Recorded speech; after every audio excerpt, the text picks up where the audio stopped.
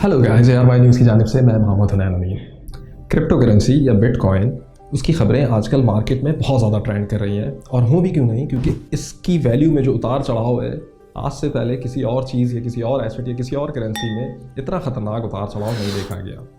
ये करेंसी जो कि आज की तारीख में जब ये वीडियो रिकॉर्ड हो रही है $55,000 पर ट्रेड कर रही है, उसके लगभग, और उससे एक साल पहले, ठीक एक साल पहले इसकी वैल्यू $60,000 के लगभग थी सिर्फ। और अगर दिसंबर का डेटा देखा जाए, मतलब सिर्फ 3 महीने पहले, ये कोई $20,000 से $30,000 के दरमियान थी।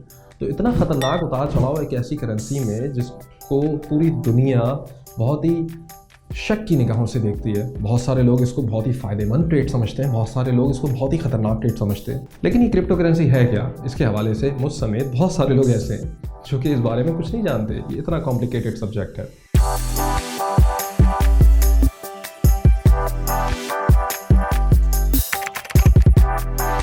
आपने कभी गेम खेला है? उस गेम में कुछ परचेजेस करनी होती हैं, कुछ ख़रीदो फरोख्त होती है। कभी आपने नया वेपन ख़रीदना होता है, कभी नई तलवार, कभी नया आर्मर, कभी नया जैकेट, कभी नया सूट, कभी नया घर। ये सब ख़रीदने के लिए उस गेम की एक मखसूस वर्चुअल करेंसी होती है। वो वर्चुअल करेंसी आप कैसे कमाते हैं? या तो आप गेम में बहुत अच्छी परफॉर्मेंस देते हैं, या जब आप गेम में साइन अप करते हैं तो सर्वर आपको खुद कुछ गिफ्ट के तौर पर दे देता है। और तीसरा तरीका ये होता है कि वो करेंसी आप पैसों के एवज, जो कि फ़ायद करेंसी या लीगल टेंडर करेंसी है, उसके थ्रू ख़रीद लेते हैं। तकरीबन कुछ ऐसा ही मामला क्रिप्टो करेंसीज़ के भी साथ है। बिटकॉइन की अगर मिसाल ले लें तो बिटकॉइन इंट्रोड्यूस किया गया था 2009 में। सतोशी नाकामोटो एक ऐसा शख्स है, एक फ़र्जी शख्स है जिसकी अभी तक कोई हकीकी पहचान सामने नहीं आई। उसने एक वाइट पेपर निकाला 2008 के अमेरिकन फाइनेंशियल क्राइसिस के बाद। उसमें लोगों ने सोचा और ये बात की कि कोई इंटरमीडियरी या कोई रेगुलेटर फाइनेंस का बीच में नहीं होना चाहिए, क्योंकि वो प्राइसेस को मैनिपुलेट कर सकते हैं, कंट्रोल कर सकते हैं, चीज़ों की वैल्यू को कंट्रोल कर सकते हैं, और इससे बहुत सारे लोगों को बहुत नुकसानात होते हैं। जब ये बिटकॉइन इंट्रोड्यूस हुआ तो इसकी कीमत $1 थी। $1 के एवज़ एक बिटकॉइन।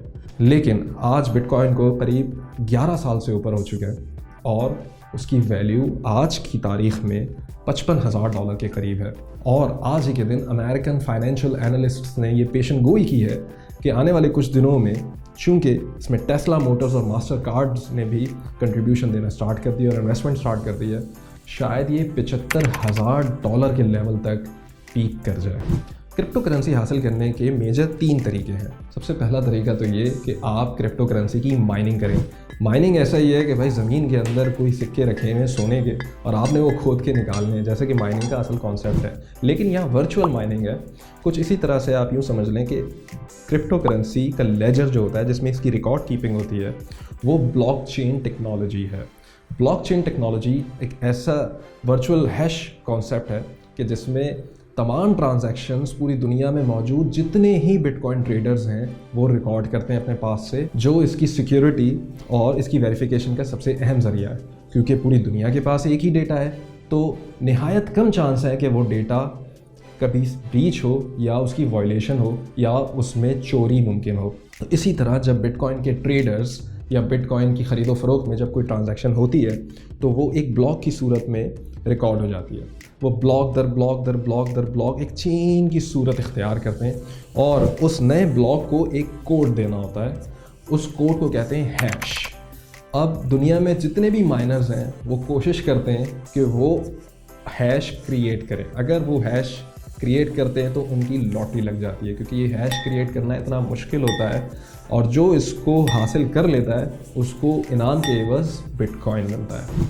इसका दूसरा तरीका ये है कि आप जब माइनिंग करते हैं तो माइनिंग तो करते रहें, आप साथ साथ उसका लेजर भी मेंटेन करते रहें। मतलब आप बिटकॉइन के एक अकाउंटेंट हैं और इस सूरत में बिटकॉइन आपको उजरत के तहत कुछ शेयर या कुछ बिटकॉइन का हिस्सा आपको तनख्वाह के एवज़ देता।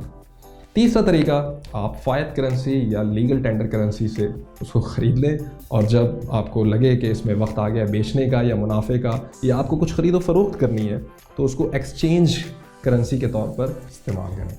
पाकिस्तान में इसका क्या स्टेटस है? पाकिस्तान में अगर इसकी बात की जाए तो स्टेट बैंक ऑफ पाकिस्तान ने 2018 में एक सर्कुलर जारी किया जिसके मुताबिक क्रिप्टो करेंसीज़ इलीगल हैं, इनकी कोई भी ट्रांजैक्शन लीगली रेगुलेटेड नहीं है और अगर कोई इदारा या कोई फाइनेंशियल इंस्टीट्यूशन इसकी ट्रांजैक्शन में मुलव्वस पाया गया है तो उसका केस फ्लैग करके फाइनेंशियल मॉनिटरिंग यूनिट यानी FMU को भिजवा दिया जाएगा।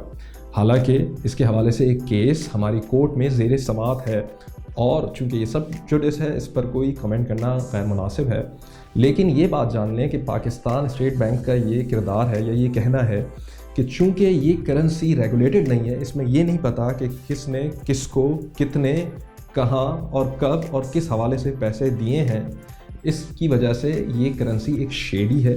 इसमें टेररिज्म फाइनेंसिंग भी हो सकती है, इसमें मनी लॉन्ड्रिंग भी हो सकती है, इसमें ह्यूमन ट्रैफिकिंग के हवाले से भी पैसे इधर से उधर हो सकते हैं और इसमें ड्रग माफिया भी बहुत ज़्यादा थ्राइव करती है। इसकी वजह से चूँकि हमारे पास ऐसी पॉलिसीज़ इन प्लेस नहीं है जो कि इस चीज़ को ओवरसी करें या इस चीज़ की निगरानी करें, तो पाकिस्तान में और पाकिस्तान जैसे कई ममालिक में क्रिप्टो करेंसी बैंड है। अच्छा, इसके नेगेटिव पॉइंट्स में सिर्फ सिक्योरिटी सूरत हाल या पॉलिसी का भुगतान ही नहीं है, बल्कि एक और चीज़ भी है कि ये जब माइनिंग की जाती है तो इसमें बिजली का कितना खर्च होता है और ये इन्वायरमेंट के लिए कितनी ख़तरनाक है।